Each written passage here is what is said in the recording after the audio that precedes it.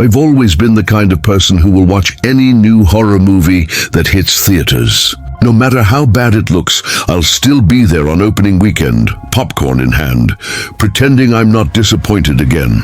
And no franchise captures that feeling better than Annabelle.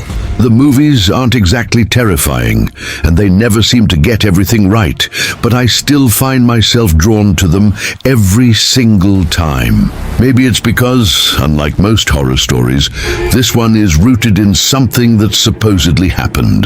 The real story behind Annabelle is not about a porcelain doll with a cracked smile. It's about a soft, Raggedy Ann doll that became known as one of the most haunted objects in history.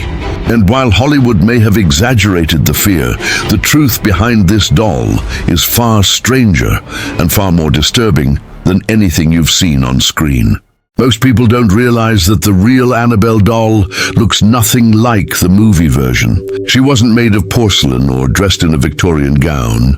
She was a floppy, harmless-looking Raggedy Ann doll with a red-stitched smile and button eyes. She should have been innocent, even comforting, but the stories surrounding her turned that smile into something sinister. Ed and Lorraine Warren, the same couple who inspired the Conjuring Universe, kept her locked away in their occult museum, sealed behind glass with one warning written in bold letters: positively do not open. People who ignored that warning were said to suffer accidents or even death soon after. Whether you believe it or not, curiosity has a way of punishing those who take it too far, and that's exactly how this legend began.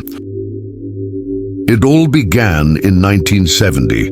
A young nursing student named Donna had just moved into a small apartment she shared with her roommate, Angie. For her birthday, Donna's mother gave her a gift, a used Raggedy Ann doll she'd found in a thrift store. It was meant to bring a sense of comfort to her daughter's new home. The first night, it was just another decoration, but soon, the doll began to behave in ways no toy should. Donna would leave her on the bed before work and come home to find her arms and legs in different positions. Sometimes, she'd be sitting in the living room when no one had moved her there. At first, they joked about it. Maybe a prank, maybe their imaginations. But then came the notes. Torn pieces of parchment paper appeared around the apartment, written in a childlike scrawl that read, "Help me and help us." Neither woman owned that type of paper, and the handwriting didn't match either of theirs. One night, Donna returned home and froze. The doll was sitting on her bed, but this time, her hands were stained with what looked like blood. It wasn't dripping and there was no source, but it was there. That was the night they realized something had taken over their home. Desperate, they called in a medium. During the seance, the entity identified itself as a 7-year-old girl named Annabelle Higgins. The spirit said she had died tragically on that very property long before the apartments were built. She told them she was lonely and only wanted to be loved. Moved by sympathy, Donna gave the spirit permission to stay inside the doll. From that moment on, the energy in the apartment shifted. Over the next few weeks, strange things happened constantly. The doll seemed to follow them.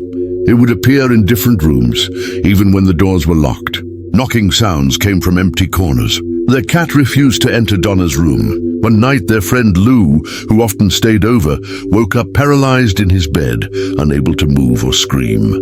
Through the darkness, he saw Annabelle sitting on his chest, staring straight into his eyes. Her cloth arms began to wrap around his neck, squeezing until everything went black. When Lou woke up, 3 long claw marks were carved into his skin, hot and burning like fire.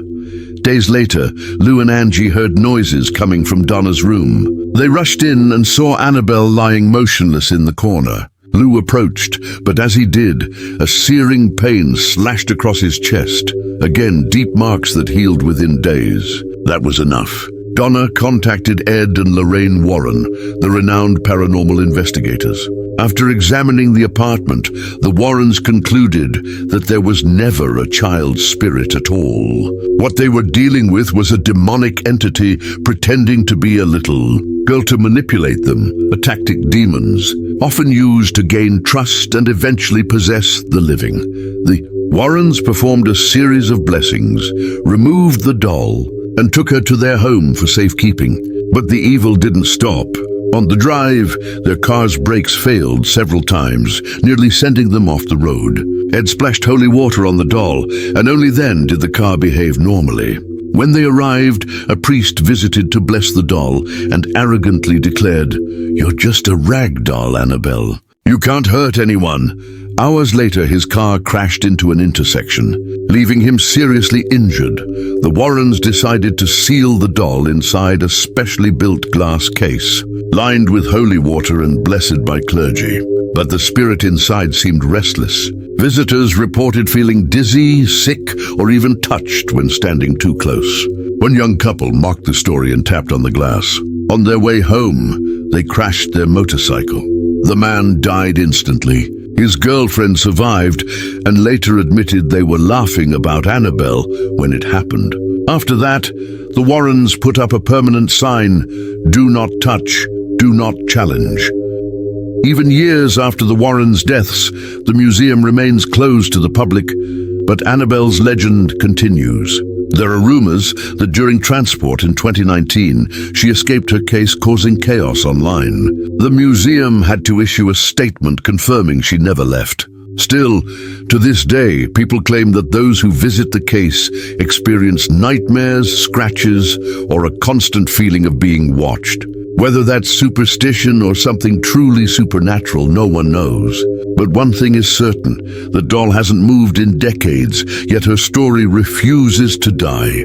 To this day, Annabelle sits silently behind glass, her faded smile watching everyone who dares to look at her. Whether you believe in demons or think this is just another ghost story made famous by Hollywood, one truth remains. Every legend starts with something real. Maybe the doll was never haunted. Maybe it was all a trick to build the Warrens' reputation. Or maybe, just maybe, the reason no one dares to open that case is because deep down, they know some things are better left alone. Whatever you believe, one rule remains unchanged. Never underestimate the power of a story that refuses to die.